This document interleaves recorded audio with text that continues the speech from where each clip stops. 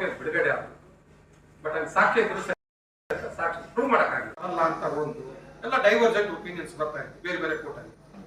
ಈ ಒಂದು ambiguity clear ಮಾಡ್ಬೇಕಂತೇನೆ court ನಾವು ಏನ್ ಮಾಡ್ಬಿಟ್ರಿ ಈಗ ಈ technology I mean electronics technology ಆಗಲಿ ಮೇಲ್ಗಳು ಆಗಲಿ ಇನ್ನು ಅದರ್ ಮೀಡಿಯಾ ನಿಮ್ಮ ಮೀಡಿಯಾದಲ್ಲಿ ಬರುತ್ತೆ ಎಷ್ಟೋ ಇದೆ ಅವನ್ನೆಲ್ಲವನ್ನು ಸಾಕ್ಷಿಯಾಗಿ ಪರಿಗಣಿಸಬೇಕು.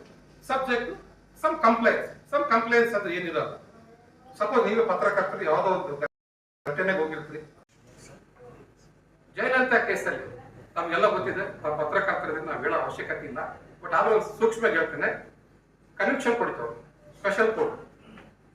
ಅವರು ತಮಿಳುನಾಡಿನಲ್ಲಿ ಇದ್ರೆ ಬೇಡ, ತಮಿಳುನಾಡಲ್ಲಿ ನ್ಯಾಯ ಸಿಗಲ್ಲ ಅಂತ ಹೇಳಿ ಆ ಕೇಸಲ್ಲಿ ಕರ್ನಾಟಕಕ್ಕೆ ವರ್ಗಾವಣೆ ಮಾಡಿದ್ರು.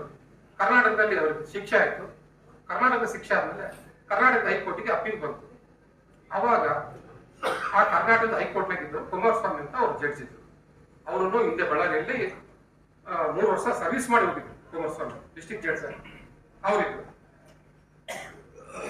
ಏನಾಯ್ತು ಅಲ್ಲಿ ಅವ್ರಿಗೆ ಗಳಿಕೆಗಿಂತ ಜಾಸ್ತಿ ಅಕ್ರಮ ದಾಸ್ತಾನು ಮಾಡಿದ್ದಾರೆ ಅನ್ನೋ ಒಂದು ಪ್ರಕರಣದಲ್ಲಿ ಅವ್ರನ್ನ ಕೇಸ್ ಆಗಿತ್ತು.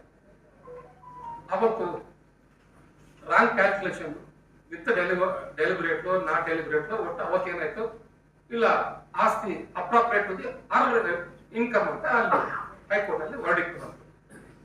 ಅವರಿಗೆ 100 ಕೋಟಿ ಶಿಕ್ಷೆ ಆಗಿತ್ತು, 100 ಕೋಟಿ ಫೈನ್ ಹಾಕಿತ್ತು ಶಿಕ್ಷೆ ಜೊತೆಗೆ. ಅದೆಲ್ಲದೂ ರದ್ದು ಆಯ್ತು. ಆಮೇಲೆ ಸಿಬಿಐ ಆ ಕೇಸನ್ನ ಸುಪ್ರೀಂ ಕೋರ್ಟ್ಗೆ ಹೋಯ್ತು. ಸುಪ್ರೀಂ ಕೋರ್ಟ್ ಅಲ್ಲಿ ಇಲ್ಲ ಹೈಕೋರ್ಟ್ ಮಾಡಿದ್ರೆ ತಪ್ಪು, ಅದು ಕ್ಯಾಲ್ಕುಲೇಷನ್ ತಪ್ಪಿದೆ ಅಂತ ಹೇಳಿ ಅವ್ರು ಮತ್ತೆ ಹೊಸ ಕ್ಯಾಲ್ಕುಲೇಷನ್ ಮಾಡಿ ಆ ತಪ್ಪಿದೆ ಅಂತ ಡಿಸೈಡ್ ಆಗೋ ಕಟ್ಟಿಗೆ ಜಯಲಲಿತಾ ಹೋಗ್ಬಿಟ್ಟಿದ್ದಾರೆ.